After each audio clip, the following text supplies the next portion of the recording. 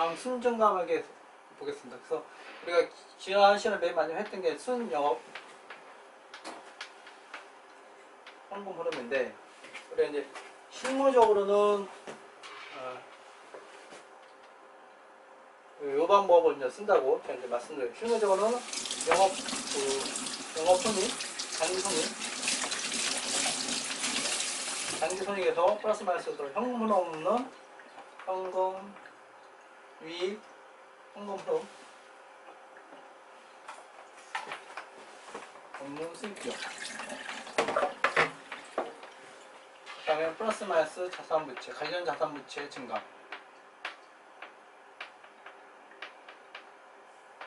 요게 쓴 영업 현금 흐름입니다. 그래서 요 개념도 시험 문제 자주 나와서 제가 알려드리는 겁니다. 그래서 순 현금 흐름이라는 개념은 우리 용어 정의는 나오지 않고 이런 기준서 지문에 나오고 있습니다.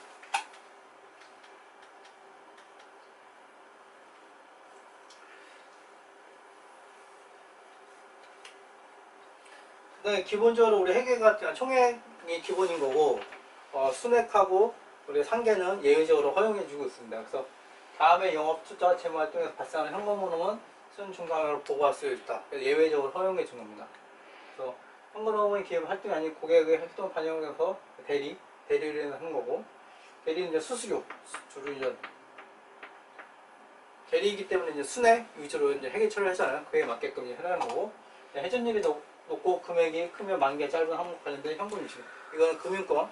네, 주로 이제 금융권 예금 이출입이 많으니까 금융권과 관련된 거고, 일본 같은 경우는 우리가 그 수수료 하는 업체들 이런 쪽에 관련된 내용입니다. 참고적으로 아시면 될 것 같고, 일단 외화 현금 흐름이 있어요. 외화거래에서 발생한 현금 흐름은 현금 흐름 발생의 기능 통화와 외화 사이의 환율을 외화 금액에 적용하여 환산한 기능 통화의 금액으로 기록한다. 이렇게 말이 뭐 어렵게 되어 있는데, 외화거래는 발생일 쓰라는 거예요. 발생일. 현금을 할 때 발생일을 하라는 거예요. 뭐 평균환율, 기만환율 이게 적용하는 게 아니라 발생일. 그러니까 현금 흐름 또는 플로우예요. 플로우. 우리가 플로우이기 때문에 우리가 기본적으로 그 거래가 있었던 날에 환율을 적용해야지 그 회사의 현금흐름표를 정확하게 알 수가 있는 거예요. 그렇기 때문에 우리가 발생일에 거래를 통해서 한다는 겁니다. 해외 종속기업의 현금흐름은 현금 발생일 기능 통화와 외화 사이 환율로 한다. 그것도 이제 마찬가지로 약간 이거는 이제 또 발생일에 환율을 적용해서 한다는 거고, 근데 약간 이것도 우리가 평균 환율 약간 적용해 줍니다. 적용. 외화로 표시된 현금은 기업회계 기준서 환율 변동 효과가 일관된 방법을 보고한다. 그리고 기준서에는 실제 환율에 근접한 환율을 적용할 허용은 없다.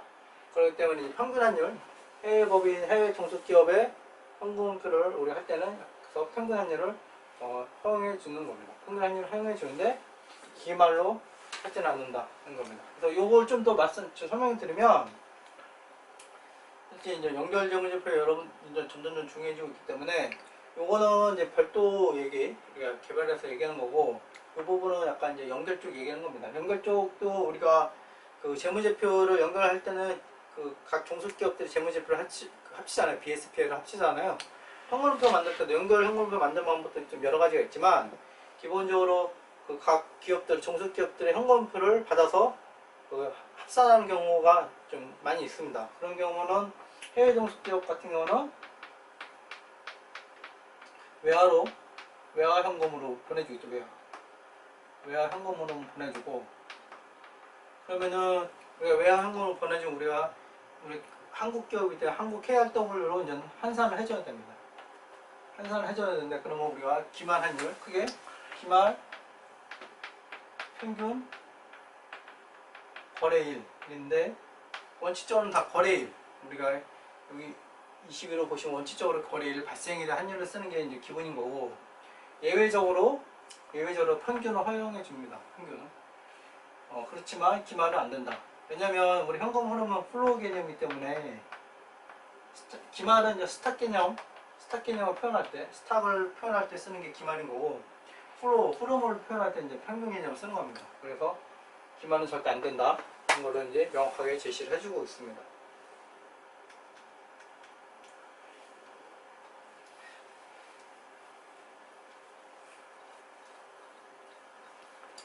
그다음에 이자와 배당금이 있습니다. 이자 배당금도 이게 기준서에 한 테마, 한 꼭지로 이렇게 있습니다. 그래서 실제 여러분들이 기출문제 같은 거 보면 이제 이자와 배당금이 종종 나옵니다. 이자와 배당금 수치비 지급에 대한 행원은 각각 별도로 공시한다. 각각 한다. 그러니까 수치, 지급. 그러니까 이자 수치, 이자 지급. 배당 수치, 배당 지급. 각각을 하는 거예요. 순액으로 하지 않고 각각 한다는 거고, 그다음에 매기가 일기가성 있게 영업활동, 투자활동 또는 재무활동으로 분류한다. 이거 보시면 영업, 투자 또는 재무활동. 그렇기 때문에 이 말 의미에서 명확하지 않은 거예요. 이자 수치하고 이자 지급, 배당 수치, 배당 지급을 얘는 재무활동에 넣어, 얘는 투자활동에 넣어, 얘는 영업활동에 넣어. 이렇게 기준서가 명확하게 정하지 않았어요. 그래서 이제 이거는 회사의 성격에 맞게 왔다 갔다 할 수 있습니다. 그 다음에 또 하나 이제 차입원가. 차입원가를 우리가 이제 자본화하거나 비용화하는데 그런 방법에 관계없이 현금화폐 총지급을 공시한다. 이거는 처음에 우리가 할 때 현금화폐 유용성 정보를 알려드릴 때 제가 언급을 해드렸잖아요. 그러니까 우리가 회계 기록, 회계는 발생주의이기 때문에 약간 회계 처리 방법에 따라서 달라질 수가 있어요. 어떤 회사는 차입을 자산화하는 경우가 있고 어떤 회사는 비용화하는 경우가 있습니다. 그렇기 때문에 그 회사 두 회사의 재무제표를 보면 손익이 달라지겠죠. 그렇지만 현금은 동일하잖아요. 돈이 나간 것만 동일하니까. 그렇기 때문에 돈이 나간 거는 총 지급을 공시하는 겁니다. 그러니까 이런 앞에 나왔던 설명하고 이제 일관성이 있는 겁니다. 배당금 지금 재무장을 획득하는 원가물로 재무활동 현금으로 분류할 수 있다. 그러니까 배당금의 지급은 분류할 수 있다는 거예요. 분류한다는 게 아니라 분류할 수 있다는 거고, 그 다음에 다른 방식으로도 대체적인 방법으로 영업활동으로도 분류할 수도 있습니다. 그래서 배당금 지급은 회사들마다 여러분들이 공시된 회사 감사하고 다트에서 들어가서 이제 공시된 감사하고 보시면 어떤 회사는 배당금 지급이 재무활동으로 된 회사도 있고 어떤 회사는 영업활동으로 된 회사도 있습니다. 이자나 이쪽도 마찬가지여서 그렇기 때문에 이런 멘트가 있는 거예요. 일관성 있게 공시하라는 겁니다.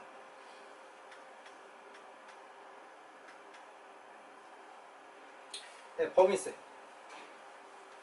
범위세는 처음에 나왔던 것처럼 범위세는 기본적으로 우리가 영업활동에 관련해서 우리가 이제 발생하죠. 대부분이. 근데 투자나 이쪽에서도 이제 범위세가 발생합니다. 그러면 투자 활동에서 명백히 발생한 게 있다면 별도 투자 관련된 범위세로 우리가 공시를 해야 되는 거예요. 그래서 범위세로 인한 현금은 별도로 공시한다. 범위세 지급 납부도 우리가 별도 항목이에요. 납부도. 그러니까 이자 관련된 현금 유입 유출, 그다음에 배당 관련된 현금 유입 유출, 그다음에 범위세 관련된 거는 별도로 항목으로 따는 겁니다. 그래서 재무활동과 투자활동에 명백히 관련되지 않는 한 영업활동으로 분류한다. 그래서 우리가 분류 기준이 일관성이 있잖아요. 우리가 최애가 계속 강조해드리지만 일단 재무인지 투자활동인지 보는 거예요. 재무인지 투자활동인지 보고 얘가 좀 아닌 것 같아. 그러면 그냥 영업활동을 가는 거예요. 좀 더 명확할 때 재무나 투자활동을 가는 겁니다. 더 중요한 건 또 명백히.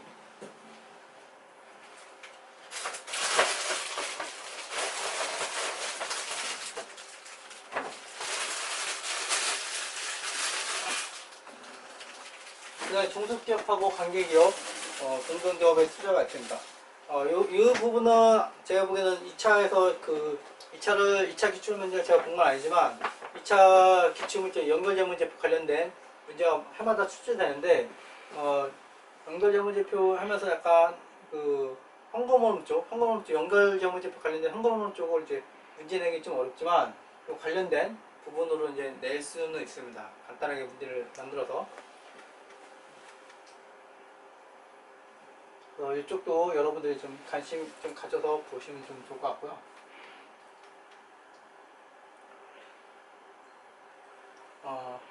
이 부분이 이제 실제로 이제 연결 관련된 2차에서 문제가 나오는 부분인데, 우리가 실제로 종속기업을 우리가 인수한 거예요. 예를 들면 만원에 대해서 인수를 하는 겁니다. 유출이 있겠죠. 유출이 있으면 그 회사에도 당연히 현금성 자산이 있잖아요. 현금성 자산. 그래서 그 종속기업의 그 현금성 자산이 예를 들면 3,000원 정도 있었어요. 3,000원 정도 있었기 때문에 얘는 유입이잖아요. 유입. 우리의 현금 흐름은 만원을 그 기존 주주한테 만원을 준 거고, 그 회사가 갖고 있던 현금성 자산 3,000원을 인수한 거예요. 그렇기 때문에 우리의 총 그 현금 유출액은 순액으로 보면 7,000원 유출된 겁니다. 그래서 이런 식으로 이 7,000원을 우리가 공시하게끔 되어 있어요. 요거는 주석 항목이고, 얘는 우리가 현금표상의 항목으로 이제 공시하게끔 되어 있습니다. 종속기업과 기타 사업에 대한 지배력 획득 상실에 따른 총 현금을 별도로 표시하고, 별도로 표시, 투자활동으로 분류한다. 회계기간 중 종속기업 기타 사업에 대한 지배력 획득 또는 환수하는 경우는 다음과 총액으로 공개한다. 총 취득대가, 처분대가. 그러니까 요거는 주석으로 나가는 거예요. 주석으로 나가고, 현금 항목 할 때는 이런 식으로 우리가 작성을 고르고 있습니다. 그래서 주석 항목입니다. 주석 항목. 이 부분도 재고에는 충분히 나올 수 있는 부분입니다. 이건 한번 좀 읽어보시면 될 것 같고요.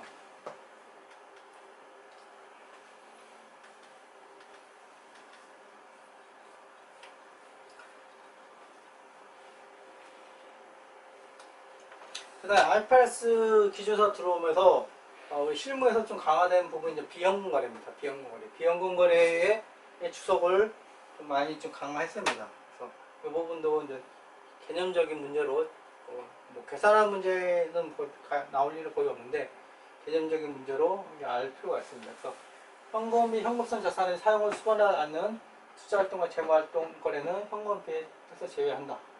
당연히 제외하겠죠. 현금으로 관련된 거니까. 그런 거래는 투자활동과 재무활동에 대해 모든 목적한 재무정책으로 재무제표의 다른 부분에 공시한다.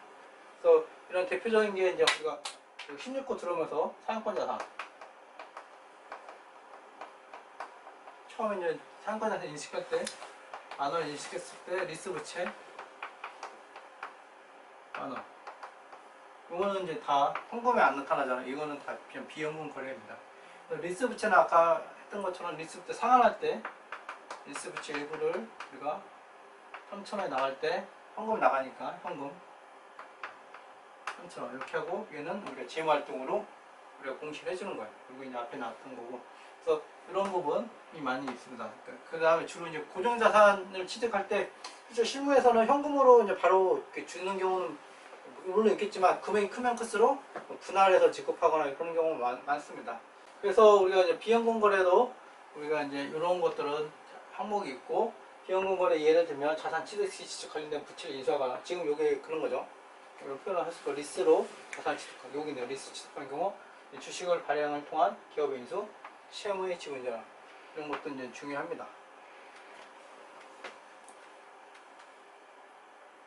그 다음에 이제 재무활동에서 생기는 부채의 변동. 재무활동은 우리가 이제 그 납입자본하고 그 차익 관련된 거죠. 이런 부분이 있습니다. 예를 들면 이런 것들, 종속기업이나 그 밖의 사업에 대한 지배력 상실에서 생기는 변동, 이게 재무활동입니다.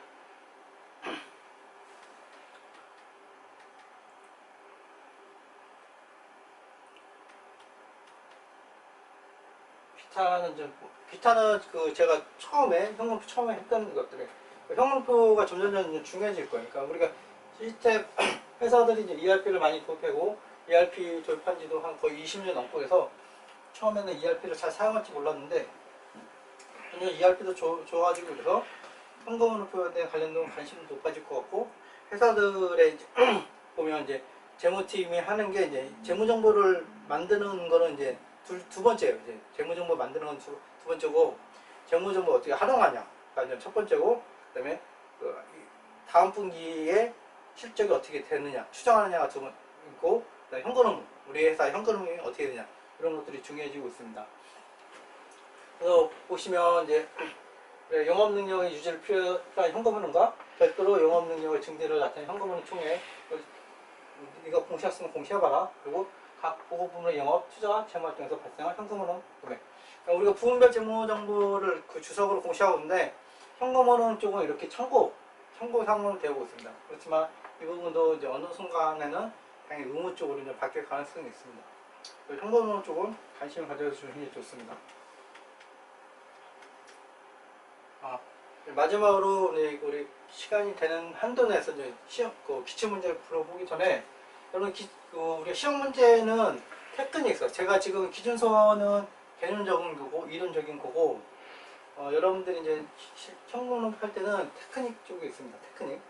우리가 쉽게 얘기해서 이제 자산의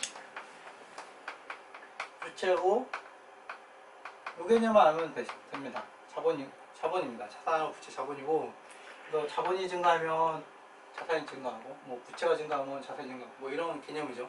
그러니까 이걸 현금으로 관점에서 보시면 현금과 플러스 현금의 자산, 부채 플러스 자본, 이렇게 나눌 수가 있어요. 그렇게 나눌 수가 있고, 다시 현금 기준으로 쓰면 부채 플러스 자본 마이너스 현금의 자산.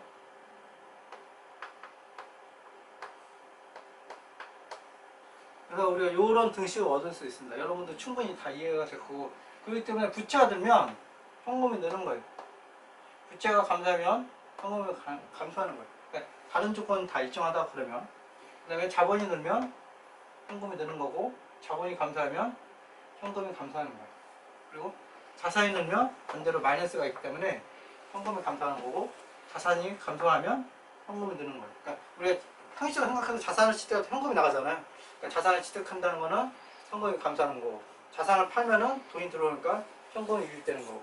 그러니까 처음에 여러분들이 저도 이제 발생주의에 이제 확실하게 되면 다시 현금주로, 처음에 여러분들이 해결할 때 현금주의였는데 이게 처음에 현금주의를 배울 때는 바로 이해됐을 거예요. 근데 발생주의 막 하다 보니까 현금주의가 또 이제 잘 낯선 경우도 있어요. 근데 아주 간단하게 해보면, 내가 은행에서 돈을 빌리면 부채가 생기지만 나한테 수중에 돈은 생기잖아요.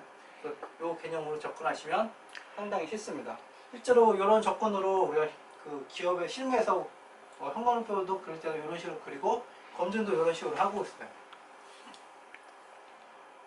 문제를 보시면, 그래서 영업활동에 쓰는 현금흐름 이런 단어를 나옵니다. 그래서 아까 제가 이제 그 기준서 할 때 영업활동에 쓰는 현금흐름은 용어 정의는 나오지 않는데 기준서에는 나온다고 그랬잖아요. 그래서 이 개념을 물어봐서 여러분들이 지금 잘 알고 계셔야 돼요. 이 개념은 단기손익 플러스 마이너스 현금으로 없는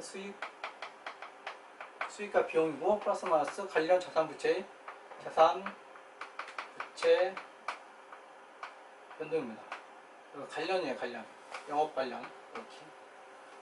그래서 문제를 보시면 이제 당기순이익, 이자 수익, 이자 비용, 법인세 비용, 감가상각, 처분이익, 자산 증가, 감소, 채권, 채무, 급여, 이자 지급, 이자 수취, 법인세 납부. 그래서 이 모든 항목이 다 영업활동과 관련된 거예요. 일단은 그런 것도 먼저 보셔야 돼요. 여기 쪽에서 얘가 영업활동인지 재무활동인지 투자활동인지를 먼저 보셔야 돼요. 이 문제는 좀 쉽게 나온 거예요. 그래서 홍원표 문제를 보시면 대부분 일단 쉬운 부분이 많고 어렵게 낸 거는 많지 않아요. 어렵게 낸 거는 이렇게 항목이 많아요. 항목이. 그러니까 시간을 많이 잡아먹게끔 되어 있지 문제 자체가 어려운 건 없어요. 그래서 부호만 보시면 이제 단기수익은 현금의 유입인 거고, 이자의 수익은 현금 유치를 오는 수익 비용이에요. 그래서 얘는 빼줘야 되는 거고, 이자 비용도 더해주는 거, 법인세 비용 더해주고, 감가상각 더해주고, 처분이익도 빼주고, 재고자산 증가, 재고가 자산이 증가했기 때문에 현금은 이제 마이너스인 거고, 채권이 자산이 감소했기 때문에 현금 플러스, 채무가 감소했기 때문에 부채가 감소했잖아요. 그래서 마이너스, 미지급금의 증가했으니까 플러스, 이자 지급 돈 나갔잖아요. 그래서 마이너스, 이자 수치 받았으니까 플러스, 법인세 납부했으니까 마이너스. 이런 식으로 이제 심플하게 이제 여러분들이 빨리빨리 접근했습니다. 그래서 이런 단어에 미지급여 증가, 얘가 현금 유출 이렇게 보실 필요 없고, 그냥 부채가 증가했다. 그럼 현금 유입, 자산이 감소했다. 현금 유입 이런 식으로 이제 기본 상식 등식 우리가 차변과 대변을 일치하고 있다. 이런 컨셉으로 빨리빨리 시간이 없으니까 접근하면 됩니다. 그래서 이거는 이제 정답이 2번이고.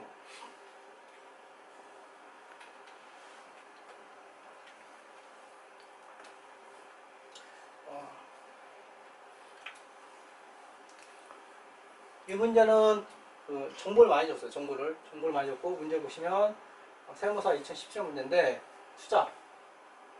투자의 그 현금 유입과 유치율이 얼마냐, 순이죠, 순. 재무활동의 순 얼마냐, 이런 식으로 되어 있습니다. 그래서 그리고 이자 지급, 이자 배당금 수입활동, 영업활동을 하고 있고, 배당금 지급은 재무활동을 분류하고 있다. 이렇게 이걸 문제를 준 이유는 여러분들한테 뭐 쉽게 풀려고 준 게 아니라 나중에 문제 소지가 없게 하려고 기준서에 문제 소지가 없게 하려고 적어준 거예요. 여러분들의 뭐 쉽게 풀려는 건 뭐 두 번째겠고, 문제 소지 없애주려고 하는 겁니다. 왜냐면 기준서에는 이자 지급은 뭐 어떤 활동이다, 배당금의 수익은 어떤 활동, 이렇게 이제 명확하게 기준이 없습니다. 그렇기 때문에 명확하게 이분이 기준을 준 겁니다. 그래서 투자하고 재무활동에 관련된 거기 때문에 배당금 지급 하나만 우리가 이제 캐치해 놓으면 됩니다. 하나씩 보시면 유상증자. 유상증자는 현금 유입이죠. 유금이고 얘는 재무입니다. 재무. 그 다음에 장기 차입금은 조달했죠. 차입금, 항공보험, 재무부. 그 다음에 매출채권 잔액은 필요 없죠. 영업활동 관련된 거고, 배선집단금 얘도 다 재무활동, 영업활동 다 필요 없는 정보입니다. 그 다음에 배당금 주기로 했죠. 그 다음에 배당금 200. 이 배당금도 재무네, 재무. 배당 200. 재무. 돈 나간 거죠. 그 다음에 기초 법인세는 영업활동이니까 얘도 필요 없고, 유형자산 쪽 관련해서 우리가 150만원을 취득했고, 이 중에서 90만원을 비밀리스 취득, 나머지 60만원은 현금으로 지급. 그래서 그 자산 취득 60. 얘는 투자. 그 다음에 처분이익이, 그 다음에 시동가 80이고 누계 장부가 30짜리를 10만원 그 이익 났습니다. 그러니까 40만원 또 유입입니다. 처분으로 매각이죠. 매각 40. 투자. 이런 식으로 해서 여러분들이 이제 구할 수가 있습니다. 그래서 항목표는 여러분 좀만 아시면 쉽게 할 수 있습니다. 이것을 마치겠습니다.